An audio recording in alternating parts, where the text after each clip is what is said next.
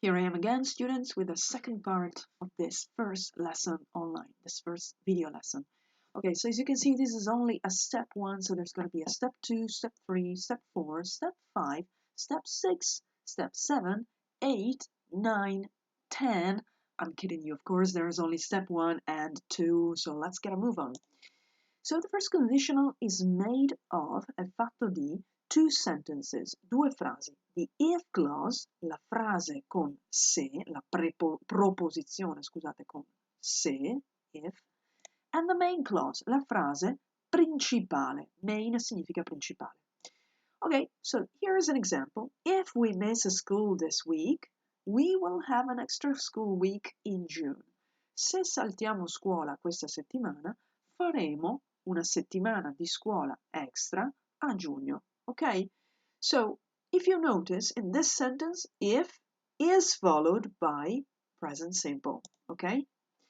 In the main clause, we have will, the future simple. Okay?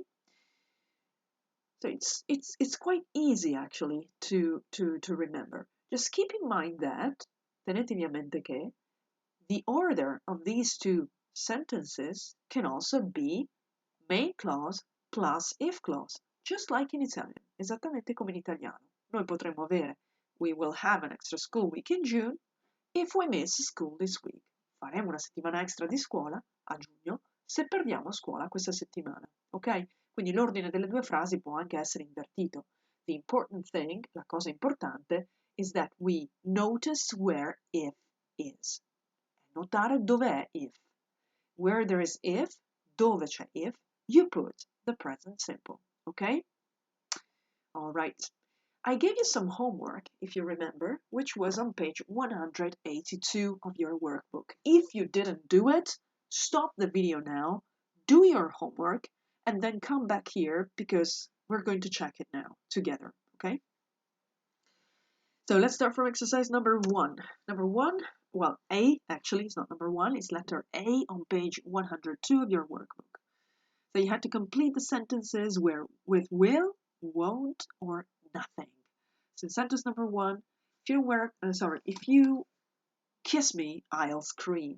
Number 2, you won't succeed if you don't try. Number 3, she'll love that dress if you give it to her. So nothing because you have if.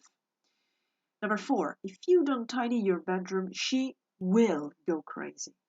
Number 5, he won't find you if you hide. Lui non ti troverà se tu ti nascondi.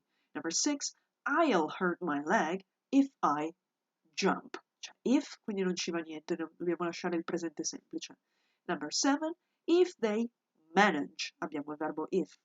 Anzi, scusatemi, if they don't manage to do this exercise, I'll be surprised. Se non riescono a fare questo esercizio, io sarò sorpreso o sorpresa. Number 8, we will go for a walk if it doesn't rain. Andremo per una passeggiata, a fare una passeggiata se non piove. Exercise B now, okay? In B, you had to use the words to write sentences with the first conditional. So sentence number 1, if Bill doesn't go to the disco, his parents will be pleased. She won't improve if she doesn't practice. Controllate di aver messo le terze persone.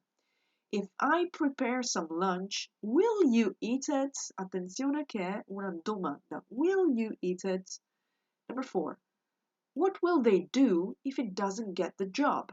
Che cosa faranno? Will they do? Questa è la domanda. Che cosa faranno if it doesn't get the job? Se lui non ottiene il lavoro. La domanda, torno a sottolineare, è che cosa faranno, non se lui non prende il lavoro. Quindi in questa parte qui della frase, ok, la frase il verbo sarà affermativo, ok? Negativo ma affermativo. Number 5. I will leave if he is rude with me. Io me ne andrò se lui è scortese, maleducato con me. Number 6. Will your teachers tell you off if you're late for school? Vi ricordate cosa significa tell you off? Phrasal verb, che significa rimproverare. Ok, non correggiamo il C perché è personale, dovevate voi pensare al prossimo weekend e scrivere delle frasi vere per voi. Le attendo che voi me le inviate via mail, in modo che io possa correggerle. Esercizio D, qui c'erano svariate possibilità, a dire il vero, di mettere giù la frase, quindi controllate di aver messo il present simple e will nel posto corretto. Io vi do le mie proposte, ecco, ma ripeto, si possono anche scrivere in modo diverso. Le mie proposte sono queste. If you write example sentences, grammar will have more meaning. If the example sentences are true for you, you will remember them better. If you highlight the grammar in your sentences, you will visualize it better. If you, scusate lo spelling, qui ho fatto un errore di battitura, if you record yourself reading the example sentences, you will fix them in your memory. Ultima, if you don't look at your notes in a week, you'll forget the grammar. Notate che tutte le frasi che cominciano con if sono giustamente seguite da il verbo nel presente semplice e solo nella principale abbiamo will.